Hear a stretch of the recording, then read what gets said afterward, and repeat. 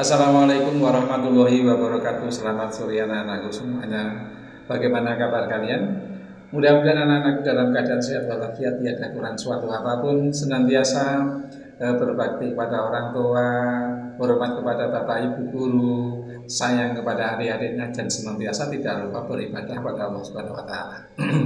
Anak-anakku yang saya sayangi, kita berjumpa lagi sore hari ini. Kita akan bersama-sama membahas salah satu pelajaran bahasa Indonesia khusus kelas 9 kurikulum 2013 pada materi menyimpulkan informasi laporan percobaan.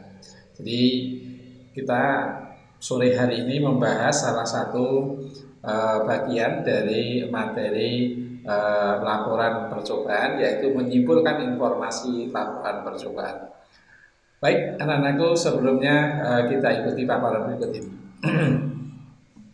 Anak-anakku yang saya sayangi, sistematika laporan percobaan diantaranya di sini ada judul percobaan, tujuan, kajian teori, alat dan bahan, prosedur dan cara kerja, hasil pengamatan atau percobaan, pembahasan simpulan, dan terakhir daftar pustaka atau rujukan, buku rujukan yang digunakan. Anak-anakku yang saya sayangi, judul percobaan. Jadi kalau kalian nanti menyusun sebuah laporan percobaan, tulislah judul percobaan yang dilakukan, diawali dengan huruf besar, tiap awal kata dengan letak di tengah baris ya. Jadi judulnya dibuat semetris mungkin dengan diawali huruf besar, kemudian ditulis di tengah baris. Yang kedua, tujuannya apa? Tujuannya dari sampai dalam percobaan itu. Mungkin tujuan ini tidak hanya satu, tetapi beberapa. Tuliskan tujuan tersebut. Kemudian yang ketiga, kajian teori. Anak-anak, tuliskan landasan teori yang mendasari percobaan yang dilakukan dengan cara mencari pada sumber belajar atau buku-buku pelajaran, atau bisa diakses lewat internet. Jadi misalnya kita membahas mengenai tanaman misalnya, maka kita harus mencari buku-buku yang khusus membahas tanaman. Misalnya tanaman yang berbiji tunggal atau mungkin berakar serabut dan seterusnya. Kita cari kajian teori ini ya, maksudnya kajian teori ini sesuai dengan yang kita bahas. Berikutnya anak-anak, alat dan bahan. Sebelum kita melaksanakan percobaan, tentu kita harus menyediakan alat-alat dan bahan yang digunakan. Coba tuliskan alat bahan yang digunakan dalam percobaan itu. Jadi semuanya harus lengkap, bahannya, alatnya seperti apa, kemudian bahannya apa saja. Kemudian yang tidak kalah pentingnya adalah prosedur dan cara kerja. Setelah ada alat dan bahan, maka tulislah urutannya. Sampaikan cara kerja dengan kalimat aktif, bukan kalimat suruh ya. Jangan meniru dengan kata operasional yang ada pada LKS dan seterusnya. Artinya prosedurnya seperti apa? Cara menggunakan alatnya, cara memanfaatkan bahannya seperti apa. Tulis secara urut dari yang paling awal sampai pada akhir ya. Kemudian setelah dilaksanakan itu, maka buatlah pengamatan. Jadi yang keempat, yang ke-6 ya, ini adalah hasil pengamatan. Tulis hasil pengamatan sesuai dengan apa yang didapatkan pada percobaan. Misalkan ketika kita menanam tanaman dengan biji-bijian, kita pada hari pertama kita akan mengamati apa yang tumbuh, bagaimana pertumbuhannya, bagaimana kalau ada sinar, bagaimana kalau ada rangsangan yang lain. Maka ini hasil pengamatan ini harus ditulis serapi mungkin. Berikutnya analisa dan pembahasan. Nah, analisa dan pembahasan ini memerlukan memang pikiran kritis berdasarkan teori. Jadi pembahasan itu dilakukan dengan cara membandingkan apa yang kalian lakukan dengan teori yang Anda ambil tersebut. Jadi ketika landasan teori kalian sudah menemukan beberapa contoh misalkan tanaman tadi, kemudian ketika diterapkan itu kemudian hasilnya sudah tampak, dibandingkan, maka itu namanya analisa dan pembahasan. Jadi bagaimana penggunaan teori itu ya, kemudian dibuktikan dengan hasil yang ada, itu kemudian disatukan, dianalisis, maka itulah menjadi bab tersendiri, yaitu analisa dan pembahasan. Yang terakhir dalam percobaan ini adalah kesimpulan dan saran. Tulislah kesimpulan dengan ringkas sesuai dengan tujuan percobaan. Ingat, kalau tujuan percobaan tadi ada satu, maka kesimpulannya juga harus satu. Tapi kalau tujuan percobaan itu dua atau tiga, maka kesimpulannya juga harus sesuai dua atau tiga. Jadi kesimpulan ini sangat tergantung pada jumlah tujuan yang tidak dicapai ketika kalian pertama kali menulis tujuan percobaan tersebut. Kemudian saran anak-anak. Saran ini penting kita sampaikan. Janganlah memberikan saran yang tidak ada kaitannya dengan hasil penelitian. Kalau hasil penelitian itu misalkan menunjukkan dengan media tertentu ya, pertumbuhan itu lebih cepat, maka sarannya juga terkait dengan penggunaan media itu. Jadi sekali lagi, saran juga harus didasarkan pada hasil temuannya. Kalau hasil temuannya semacam ini, maka sarannya seperti apa?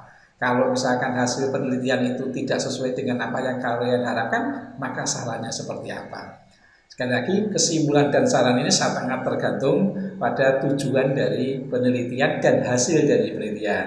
Kalau kesimpulan ini berdasarkan tujuannya, kemudian sarannya ini lebih pada melihat dari hasilnya. Berikutnya daftar pustaka anak-anak. Daftar pustaka ini buku rujukan atau buku yang telah kalian gunakan ketika kalian mengambil teori di kajian pustaka, kajian teori yang di atas tadi.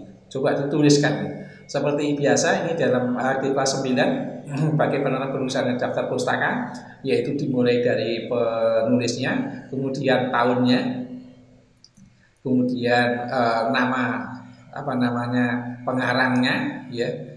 Nama pengarangnya yaitu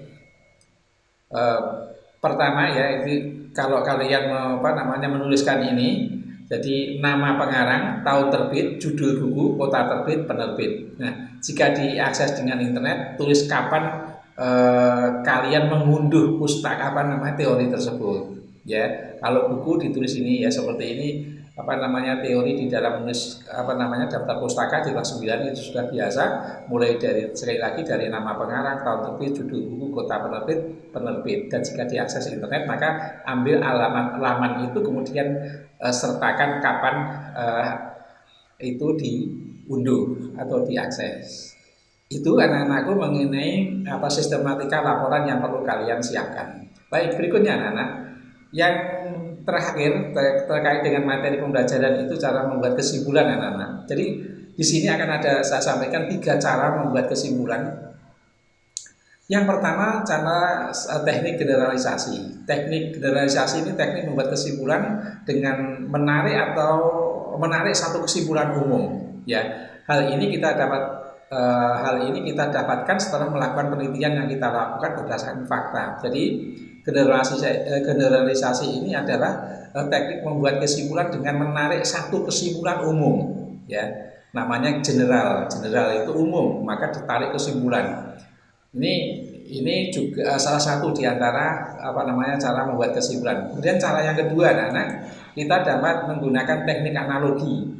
Teknik analogi ini cara membuat kesimpulan dengan membuat perbandingan ya, maksudnya antara satu pembahasan dengan pembahasan lain yang serupa. Coba dianalogikan, kalau kemarin itu ada yang menuliskan kesimpulan hasilnya semacam ini, maka kita menghasilkan semacam ini, maka dapat disimpulkan. Jadi membuat analogi itu membuat perbandingan antara satu pembahasan dengan pembahasan yang lain.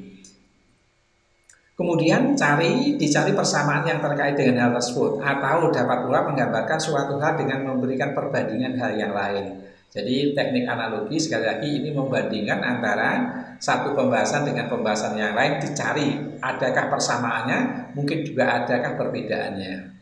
Baik, teknik yang ketiga anak-anak di dalam membuat kesimpulan ini adalah menggunakan teknik sebab akibat. Nah, teknik ini merupakan satu cara menentukan kesimpulan dengan cara menjelaskan sebab,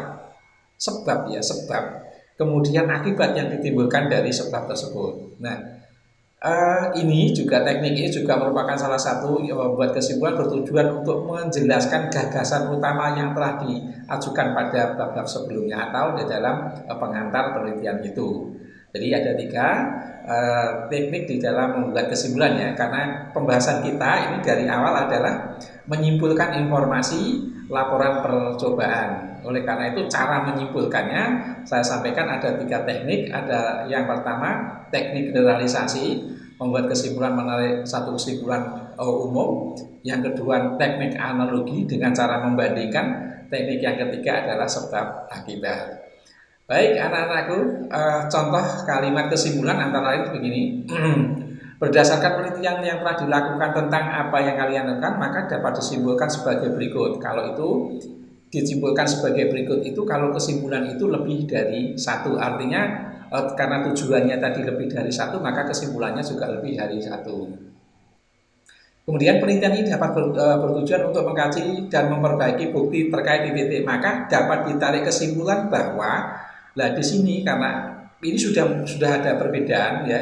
Di sini bisa saja ini merupakan satu kesimpulan yang hanya satu ya, satu. Kalau sebagai berikut berarti ada lebih dari satu ya. Itu dari kata-katanya. Oleh karena itu di sini banyak contoh. Kemungkinan juga banyak contoh-contoh kalimat kesimpulan yang ada di internet atau di buku ya. Maka ambillah sesuai dengan kaidah atau ketentuan yang ditentukan oleh Bapak Ibu guru semuanya. Baik anak-anakku yang sayangi, demikian ya uraian singkat tentang materi pelajaran kelas 9, yaitu cara menyimpulkan hasil laporan penelitian. Terima kasih atas segala perhatiannya, mohon maaf atas segala kesalahannya. Jangan lupa yang belum subscribe untuk subscribe, yang belum like tolong untuk like, dan yang belum komen silahkan berkomentar atau menanyakan sesuatu di dalam channel ini. Terima kasih, selamat belajar, semoga sukses. Assalamualaikum warahmatullahi wabarakatuh.